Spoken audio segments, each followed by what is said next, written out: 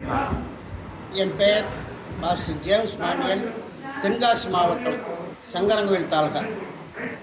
அங்கே கொல்கதா திருச்சபையினுடைய போதகராக இருக்கிறேன். அந்த பகுதியில் ஊழியம் செய்து வருகிறேன்.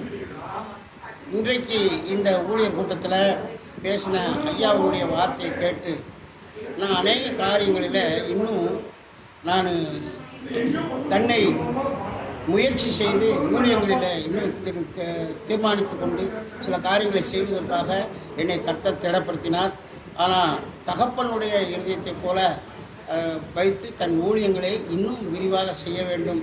அழிந்து வர ஆத்மாக்களை ஆதாயப்படுத்துவதற்கு கடைசி காலமாக இருக்கிறபடினால அதற்குள்ளான காரியங்களை தியாகம் செய்ய வேண்டும். ஆண்டுடைய சமூகத்தில் காத்திருந்து ஊழியத்தை செய்வதற்கு ஆவியானவருடைய உதவியை பெற்றுக்கொண்டு நாம் இன்னும் அதிகமாக ஊழியம் செய்வதற்கு இன்றைக்கு கொஞ்சம் சோர்வாக இருக்கிறவர்களை திடப்படுத்தி தட்டி எழுப்பிய ஊழியக்காரருடைய வார்த்தைகளை கொடுத்த என் தேவனாகிய கர்த்தர் அவர்கள் கொடுத்த வார்த்தைக்காக நான் ஆண்டவருக்கு நன்றி செலுத்துகிறேன். சோர்ந்து போன எல்லாரையும் பலப்படுத்துகிற ஆவியானவருடைய மூலமாய் ஐயா அவர்கள் பேசினதற்காக நான் ஆண்டவருக்கு நன்றி செலுத்துகிறேன்.